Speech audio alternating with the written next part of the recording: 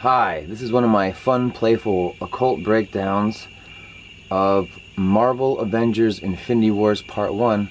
So let's just start with some of the fun by looking at this poster's sigil, which it really isn't a sigil necessarily. It's just, it just does fit this grid though, right? Sorry about my ugly pentagram, but you get the idea, right? I'm using the brush tool in the paint here. So anyway, so let's get rid of that now that you can see that it's there. Okay, so let's go through all these things. You got Vision, which is a transhumanist AI life form, right? It's Tony Stark. You've got the portal to hell, the Stargate. All right, this is a battle of wizards, this movie. This Infinity Wars, this is all wizards. He's a transhumanist wizard thing with a cape, right? He's just an outright wizard, son of Satan. He's got the Anton LaVey, beard and mustache thing, and he does the devil when he does magic powers. You got, we need a Chinese guy, Chinese market, tokenism, throw one in. Then we got the woman who loves her sex bot. She's the Scarlet Witch. Again, wizards and witches. This whole movie is a battle of wizards and witches. And who we have in the middle? Tony Stark, the scientist, alchemist, wizard guy. Well, if you think about it, a lot of the things in the Marvel Universe have been his fault. And in his all of his movies, he causes the problem. So maybe in the Infinity Wars, he's going to have to set things straight. But So anyway, Jesus crucified. There's Tony Stark doing that because he kind of does get crucified. He survives at the end. He gets speared. He does get crucified, but he does get speared. Thor has one eye. In old traditions, the sage has the one eye that sees inside, the one blind eye. And when Thor's the last of the old guards, the last of the Asgardians, right? They're all dead now. It's just him. He's lost everything. But now, so with that comes the wisdom. He has the eye that sees inside. But, so the guy doesn't have to wear a patch all the time. Rocket Raccoon gave him that eyeball that was set up in Guardians of the Galaxy when Rocket Raccoon stole it. It's all a man's fault. Lucifer, well, Don Cheadle isn't Lucifer necessarily, but you're supposed to see him as the pale purple wizard. That's Bruce Willis here, or rather Thanos. Thanos, you're supposed to feel sympathetic for him. Sympathy for the devil, as I said in my other episode. There's a lot of magic in this film. How so? 3 instances of ritual sacrifice, if only attempted, and some successful. So let's go through them. First instance, which doesn't succeed, is Star-Lord is going to shoot Gamora because he promised he would. So he has to kill the thing he loved.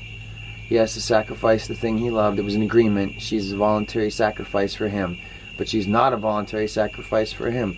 So when he's willing to sacrifice her to kill her for the sake of the universe or whatever, it turns into a bubblegum, so he doesn't do it. So what happens? He kills his daughter so you can feel sympathetic. This is the movie about feeling sympathetic for the villain.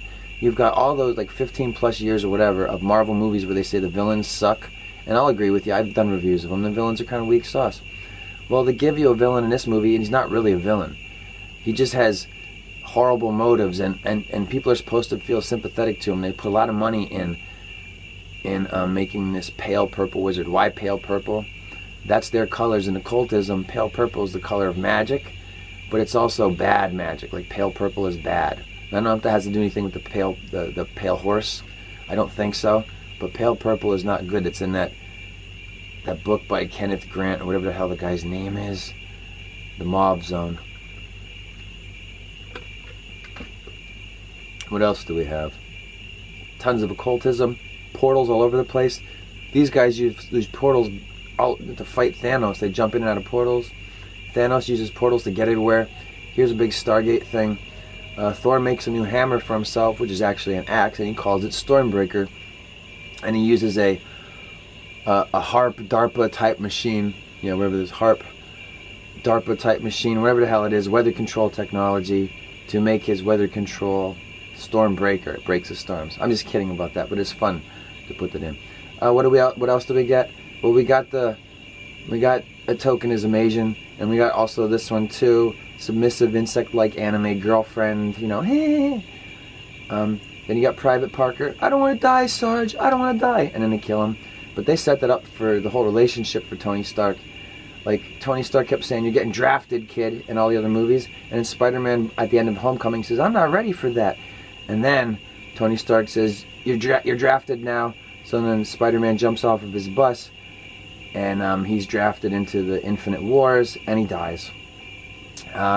Will they go back through portals to find Miles Morales? Maybe. Or at least to introduce him. And over here's the Cucks. That'd be Bucky, Peter Dinklage, and any of the men. These are the cucks, but I put cucked men here, cucked men there. The Hulk is totally cucked. He gets to, they do it on purpose almost. Like right at the beginning, you're gonna get the idea that, like, nope, you're never gonna get to see the Hulk or the anger of the common man represented properly. Thanos is gonna shut that shit down. It's not part of Lucifer's plan. It's not part of the Pale Purple One's plan. So you got the transhuman, right? You got a lot of transhumans in this. A lot of transhumanist stuff. You got the Scarlet... No, she's not the Scarlet Witch. You got the Black Widow. The Black Widow has her hair blonde in this movie. Now what happens in my other videos and in Hollywood movies and TV? All these chicks dye their hair blonde for no reason at all. So now, in this movie, we have the Scarlet Woman sort of at the... Not necessarily the center of the pentagram that was made out of this screen, but... There she is. She dyed her hair blonde for no reason at all. It's blonde, and what's underneath it, it's dark. So it's not about her. I thought she was a redhead or something, right? Well, she doesn't have red hair underneath there. She has white hair with black underneath, or brown, or whatever color it is. Why am I talking so much about this girl's hair? Because it's a Scarlet Woman. They put her in here in this weird form. They don't really do much with her. Then you have tokenism. They just throw in Wakanda, destroy Africa. And then there's a thing like that's in Star Wars with this film, where Thanos is like, you must destroy the past, and I'll recreate it in my own way. And Kylo Ren says the same thing. You must destroy the past. So he kills his parents. So Kylo Ren, in order to become initiated to join the Illuminati with Emperor Snoke and everything like that, part of it was that he had to kill his parents. So he had to kill his father. Did that. Tried to kill his mother. Didn't do that. So anyway, Kylo Ren then kills his mentor and says... which would be Snoke, right? But it does relate to this because Thanos and Kylo Ren have the same agenda. They just think that everything will be nice and there will be peace when they get their way. What else does Thanos do on his planet, which is Titan? Hello. His planet... I can't believe I said hello. On his planet, which is Titan, he stares at the black sun. He sacrifices his daughter. 3 instances of ritual sacrifice, like I said before. She sacrifices her sex bot. She sacrifices the thing she loves most, her transhumanist lover, Tony Stark's AI baby. He's willing to sacrifice her, but he stops it. But then he sacrifices his daughter. And again, all these sacrifices are to get the thing you want, which in Thanos' case, in case of the Pale Purple One, he wants power. I'll do this... I'll sacrifice this thing that I love, and it'll be really hard for me to do, and you're supposed to feel sympathetic for that. You're supposed to feel sympathetic for these sickos that do this sick stuff, where they perform rituals and think that they'll get something out of it. But this is a Disney movie, and this does fit in line with all the social engineering SJW bullshit that is in Star Wars. And this is more like a sitcom and more jokey. But I mean, look, the poster has the pentagram right in the poster, but a lot of things use that, whether it's right side up or upside down. They just make everything coming out from the center. But I'm telling you, the pentagram's in there. You saw that. What else didn't I cover? This is the battle of wizards and witches and alchemy, which is just science. Science is just the same as old wizardry and alchemy and stuff like that. It's just we call it something different now and we substantiate it. Yeah, he's the fallen one, the fallen angel. And he has those marks on his face like the Monster Energy drink, the 666. Think about it. He really does. He has that. Or the reptilian claw, whatever you want to believe. I don't get into that.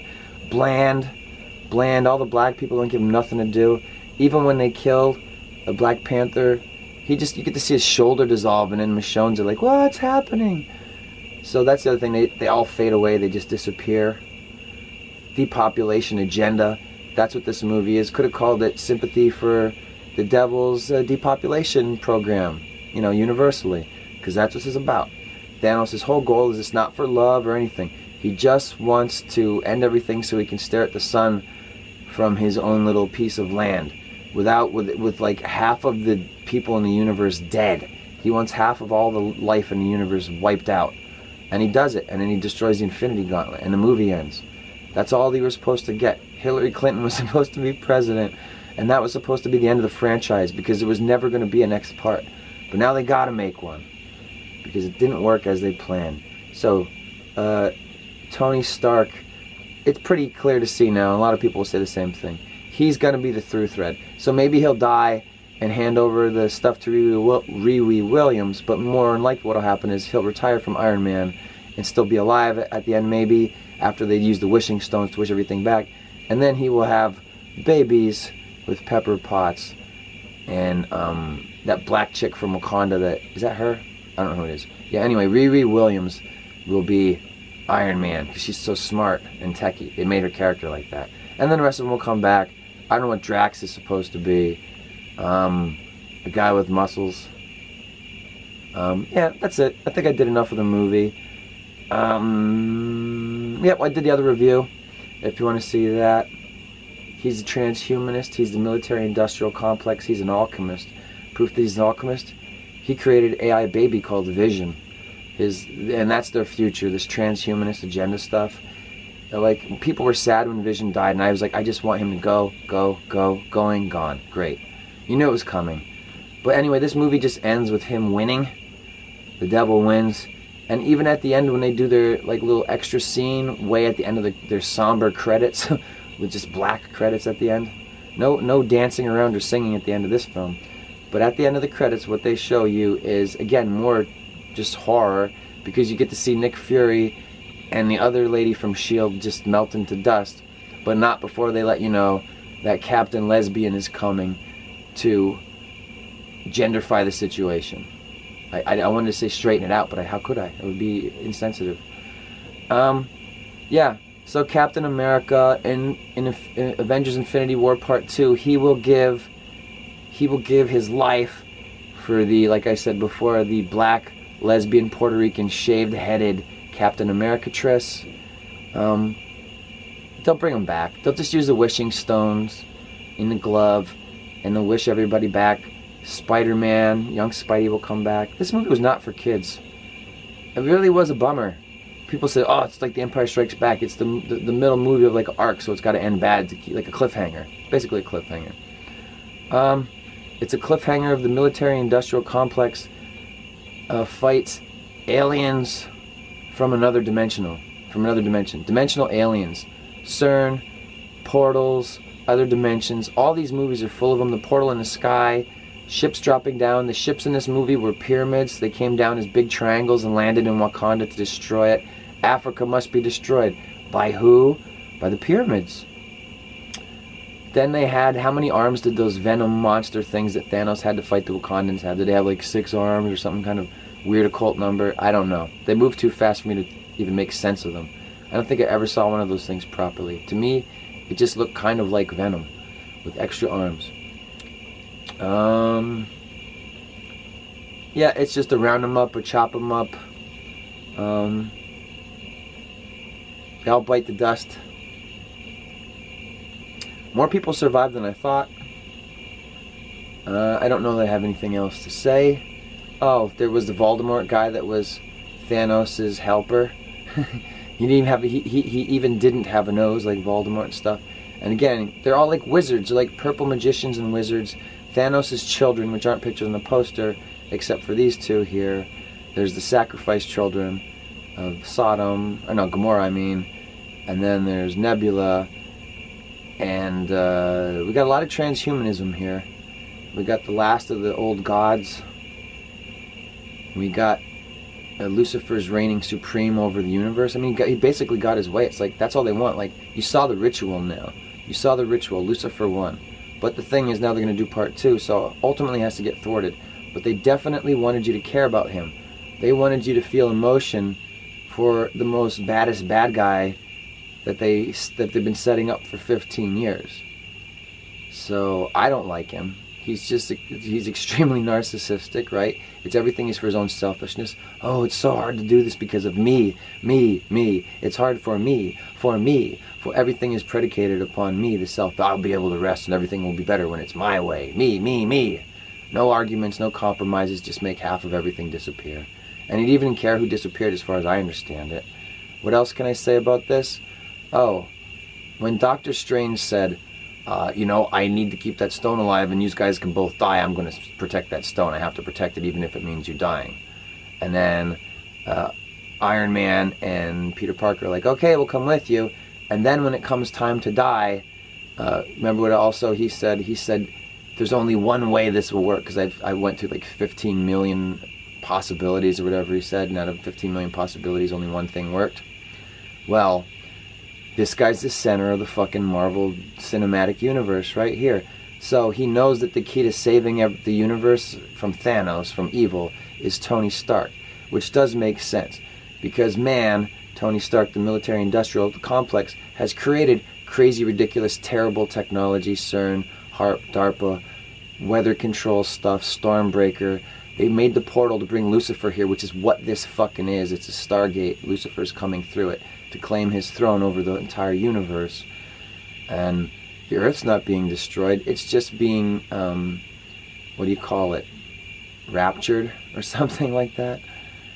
So, yeah, that's what's going on. This is like tribute to the devil, sympathy for the devil, this whole fucking movie, if I'm using that phraseology right. But even if I'm not, you're supposed to feel sympathetic for this clown. This pale purple one. Eugenics. He wants, it'll be better when all these people are dead. He's also got the Hellboy glove. He's got the gauntlet glove that's magical, the magical gauntlet.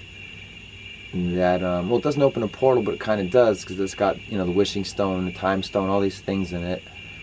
But it's a wicked evil thing, like the Ring of Sauron. And there again, you don't have the ring, but you have the portal.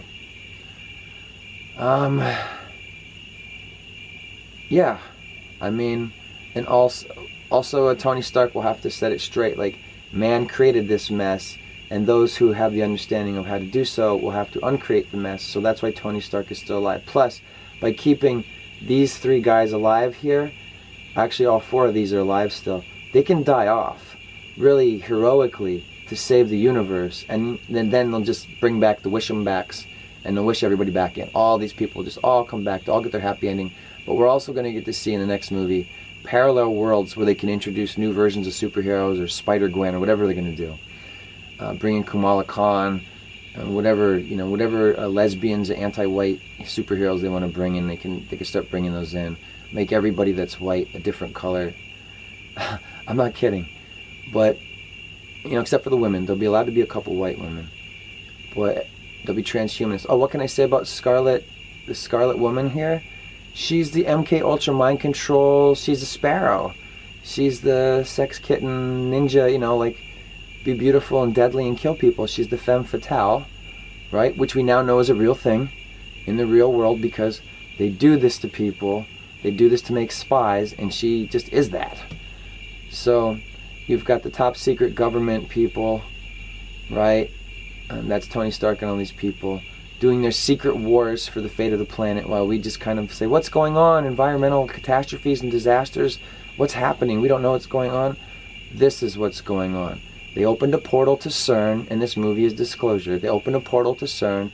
They brought Lucifer through, and now it's up to the alchemists, the scientists, the guys who aren't assholes, and the rest of us to figure out how to clean up this huge fucking mess.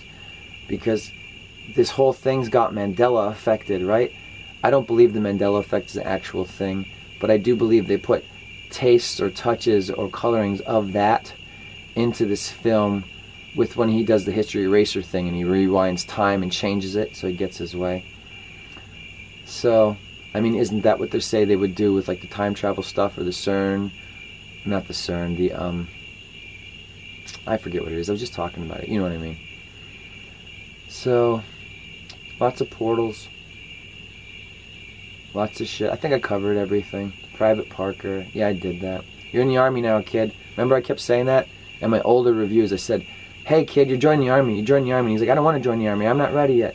And then this time he's like, okay, I'm in the army now. And then what happens? Pip, pip, pip, gets shot right away. Taken out. Yeah, the 3 ritual sacrifices, did that already. Oh, when he sacrifices his daughter Gomorrah, he walks between 2 pillars, and he has a ceremonial black hooded robe figure, like, you know, my other videos with Will Ferrell and the black robe hooded figures. Whenever they do the satanic rituals, the occult rituals, they wear the black robes. They wear the black robes at CERN when they did that, like, fake little bullshit ritual. It's a thing. So they have the red skull show up there as you know, like a Charon or gatekeeper, a witness to the ritual. So he's there to participate in the ritual where Thanos sacrifices the thing he loves the most, his daughter, to get the ultimate power, what he wants, which is the Soul Stone. So Red Skull is there as a black robe figure to bear witness to. He just looks like a death figure. He's like floating. It's like really creepy and cool. But he walks between the 2 Masonic pillars. This is Thanos, and what's between the 2 Masonic pillars? The ceremonial circle to which he used to throw his daughter into to sacrifice her. Now we all know it's silly that he just throws her over a cliff and she dies when she hits the bottom. That's stupid, because this lady's hanging off of spaceships. She's pulling parts off of spaceships. They're you know, like they're flying. They're like hanging on the outside of spaceships in space. But her dad's gonna throw her off. Her stepdad's gonna throw her off a cliff. And she's gonna die just from that? That's so stupid. And she's not even trying anything to, like, I mean, it's so dumb. Like why would she die from that? I mean, maybe it was really high. I can't remember anymore. But anyway, the point is that the sacrifice has to happen. So Thanos sacrifices the thing he loves the most to get the thing that he wants the most. Alright? It's all the pretty things. It's all the sorcerers. It's like, I want this thing, equivalent exchange, Full Metal Alchemist, all that stuff they get from occultism, all that Full Metal Alchemist stuff from that Japanese anime, they get that from Western occultism, but not just, but primarily, and you can see that. It's an aesthetic of that whole show. But definitely the Full Metal Alchemist is all in this movie. Like, you could make those worlds collide and it would not take much to make it work, because it's just like a different route that tech took. So also you have time. You have the giant portal here, the Stargate, the portal to hell. Abaddon is open. The pale purple prince has come through to claim his throne over the kingdom of everything. And what do you have? All different times. You have the people from the future, you have the modern people, you have the, well, I mean, it's all modern, but you see what I mean? Like, you have all these different, like, witches, wizards, it's just all occult. It's under the guise of superheroes. You're like, there's nothing occult about this. This isn't about, you know, pentagrams.